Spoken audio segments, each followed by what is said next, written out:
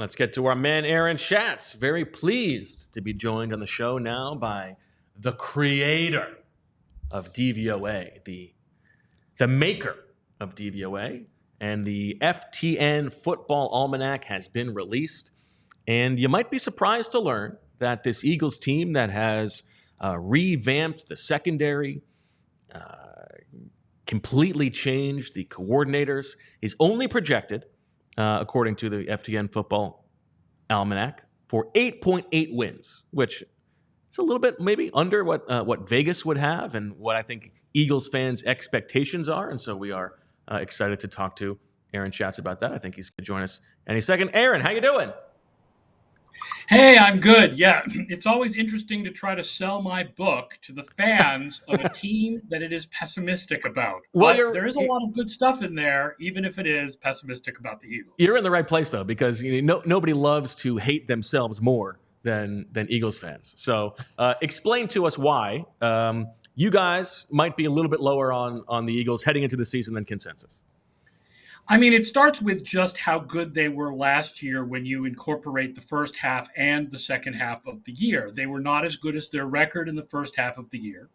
And then they completely collapsed in the second half of the year. So they finished the year 14th in DVOA. That's essentially an average team, slightly above average. Then you look at the changes that they made, and first of all, you have to expect that all other things being equal, bringing in new coordinators, often means new systems. It takes a little bit of time. Teams that bring in new coordinators tend to take a little bit of a step back. You don't see that because usually teams that bring in new coordinators are bad. And the power of regression towards the mean is a stronger power than you struggle a little bit when you have new coordinators. But the Eagles were not bad last year, so they've got that element. I think that they're going to miss Kelce more than people think they will. Agree with that. I mean, we absolutely account for that, but what we can't account for is what if Kelce is the secret to the brotherly shove and he's gone, and now all of a sudden that play in such important situations is no longer as successful as it was before. We don't know, honestly, whether he is or not, but there's a good chance that he is because was obviously a really important part of that.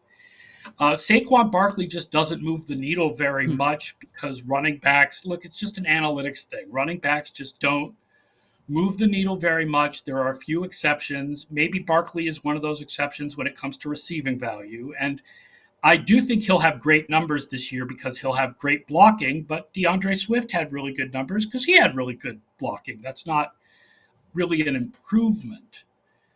They're depending a lot on the rookie corners. That's good. Rookie corners tend to help defenses, but I don't know how good those guys are going to be. They have an easy schedule, but it all works out to basically an average team with an easy schedule, that should be like 9 wins or so.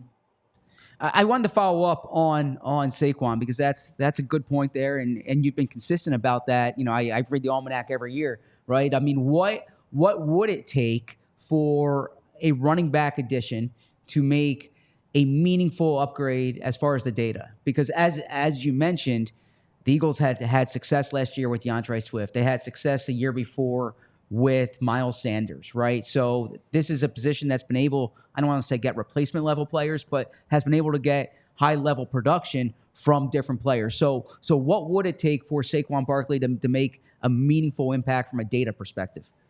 I don't think it would be, because if we're building a model out of every team from the last 10 years, you're just not going to find enough places where adding a running back value. First of all, if you look at our numbers, they're not actually adding running back value, right? Because DeAndre Swift had better numbers than Saquon Barkley did last year. Now, we all agree. We all believe Barkley's a better player than Swift. But numbers-wise, he wasn't last year because of the offensive lines. Right.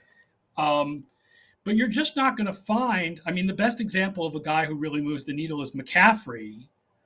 So I guess if McCaffrey was to go to a new team, we might add a little bit in for him based on what happened when he went to San Francisco. But at that point, he'll be older, and so you have to ask whether it'll mean something. There isn't a history of running backs really making a difference when they go to new teams more than just a couple of guys.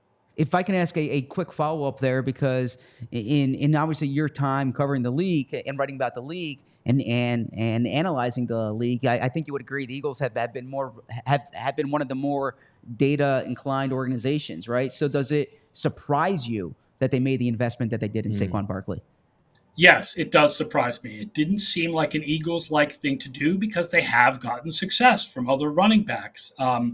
My guess is that their analytics showed the value of him as a receiver, that this is probably related to what he brings as a receiver, not that as a running back he's that much better than what they've had the last couple of years. Because I think that is where you see more of a difference between running backs is their receiving ability. Obviously, that's a big part of what makes McCaffrey so special. I think you could also make the case that they might think there is value in the second level breaking tackle ability.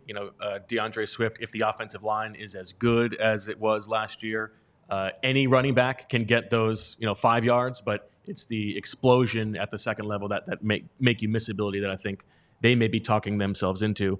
In terms of just like year-to-year variance, Aaron, what are like the things that you usually look at that are like 100, like not 100%, but almost definitely bound for regression?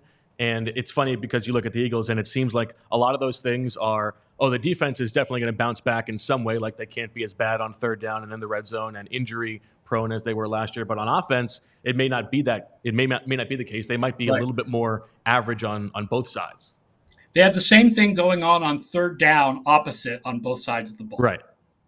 The offense was so good on third downs last year, it's very unlikely that continues. And like I said, the Kelce retirement makes that even more likely to regress. The defense was particularly terrible on third downs last year, and that's not likely to continue. So that's likely to get better. There's a thing called the plexiglass principle, which is not just regression to the mean, but that teams and units that decline dramatically will tend to bounce back the next year, and their defense declined dramatically. So there's a reason to believe that it will bounce back somewhat. And the other is turnover margin. They were at -10 last year. That tends to regress towards the mean, particularly on defense. They're likely to have a better turnover margin this year. And if I can ask about the coordinators in particular, how can you account for the change in coordinators? Is it simply looking at the roster they have in place? Do you consider the historical context of the coordinators they added? Is there any way to account for what the difference from Sean Desai / Matt Patricia to Vic Fangio would bring the Eagles? Yeah, it's hard because guys don't have a history. There are very few coordinators that have moved to enough new teams that there's a sample size where you could say this guy matters.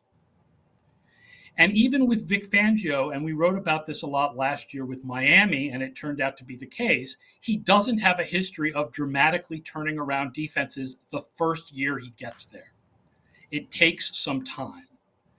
So there's other regression trends that suggest that the Eagles will have a better defense, but I mean, there's no variable I can put in for Matt Patricia didn't know what he was doing. So if you want to believe that is a reason why we are underselling the Eagles, I am not going to argue with you. Sure. But accounting for coaching is very tough because you just don't have the sample size to build it into the model, really. One of the little sort of diamonds in the rough nuggets that I loved from the Eagles chapter, and obviously everybody should read this and buy this, the FTN Football Almanac, is the Eagles' special teams last year. We have sort of talked about this, how the Eagles were 32nd in the league, the youngest special teams group in the league. They do not invest veterans on that side of the ball, and yet they finished number one in special teams DVOA, which I don't know if you would know off the top of your head if that has ever happened before, but I would imagine that is unlikely. But in terms of the the snap weighted age stuff, do you find that on either side of the ball, whether it's offense or defense or special teams, that there is a greater correlation between age and level of performance? No, man. Don't you wish that there was? I do, yes. I wish that old defenses especially were not that good. It would make explaining which teams get better and worse a lot easier if age really did have a correlate. But no, there are old teams that play well and old teams that play badly. Because sometimes you're old because you have a lot of great veterans, and sometimes you're old because your guys are over the hill, and it's all over the place.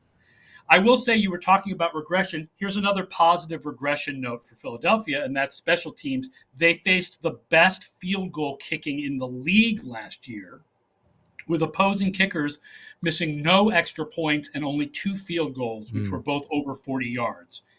Very unlikely that happens again this year. And yet they also had the most drops against them by opposing offenses. So Which it all also balances out.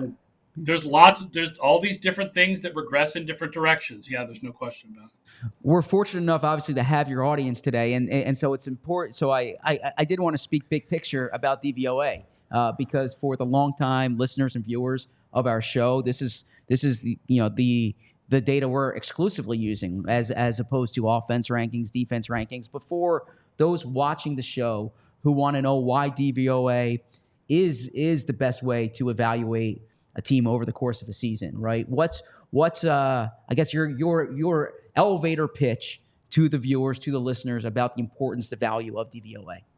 Well, it looks at the success on every play compared to the down and distance, which is much more important than looking at total yardage, and then compares it to a league average baseline that's adjusted for situation and opponent, and is particularly tweaked in order to be predictive.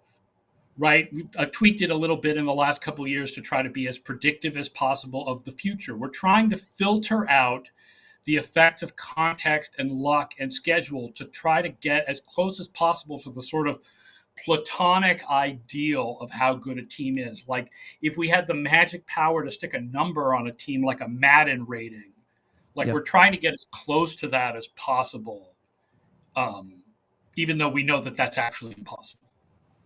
I do want to ask you about the wider NFC. If the Eagles are a little bit lower, maybe who would DVOA be higher on? But I want to ask you a personal question first, Aaron, and that is, DVOA is your baby, and I wonder what it has been like for you watching it move recently. And it's like sending your child off to college. What has the last year? We don't have to talk about the old place, but just how much work has that been to move it all over, and what has that been like? It's weird. It's different. I still have some issues with the old owners of the old site, and I'm trying to get all of my archives back because there's 20 years of writing by a lot of people who went on to bigger and better things that I'd like to have online just so people can read them. Do the right thing. At the same time, I've got a really good relationship with FTN Fantasy, which is my new home. I basically get to do my thing and write what I want when I want, and can still write for ESPN as well. And we've had a lot of subscribers, and DVOA still is very successful and used around the league. So it's been pretty positive. Good to hear. All right, then I will double back on the NFC question. So if we are a little bit lower on the Eagles, maybe around the conference, who are we higher on? I'm probably higher on Dallas than Eagles fans, but I don't think I'm that much higher on Dallas than Vegas. New Orleans, interesting. I'm higher on because people think that just because New Orleans is boring, that they are bad. And they are actually very average, but with a very easy schedule. Yeah, that makes sense. And then else? Generally, it's just the AFC is better than the NFC. Sure. Staying in the division, I heard you elsewhere talking about the Giants from like almost a lack of hope perspective, right? With Daniel Jones relative to maybe Caleb Williams in Chicago or Jaden Daniels in Washington. How do you view Washington and the Giants in particular in the NFC East? I don't expect them to be good. The difference with Washington is there's the possibility that they're really bad and the possibility that they are good because we don't know what Jaden Daniels is going to be. Whereas I feel like with the Giants, we know what Daniel Jones is. Their defense will probably be a little bit better with Brian Burns. There's still plenty of questions about their secondary. The overall package is just not good. All right. Well, Aaron Schatz, thank you so much for your time. The FTN Football Almanac, you can get it at ftnfantasy.com. It's available now. I think we can speak from experience. It is absolutely worth the purchase, and it will be again next year as it was all the years before. Thank you, Aaron. Hey, thank you for having me on. Sorry if I'm having some sort of broadcast problems here. There seems to be a little delay, but I appreciate you guys having me on. That's all right. Zach had it yesterday. We're all good here. Thank you, Aaron. We all silly like the mayor.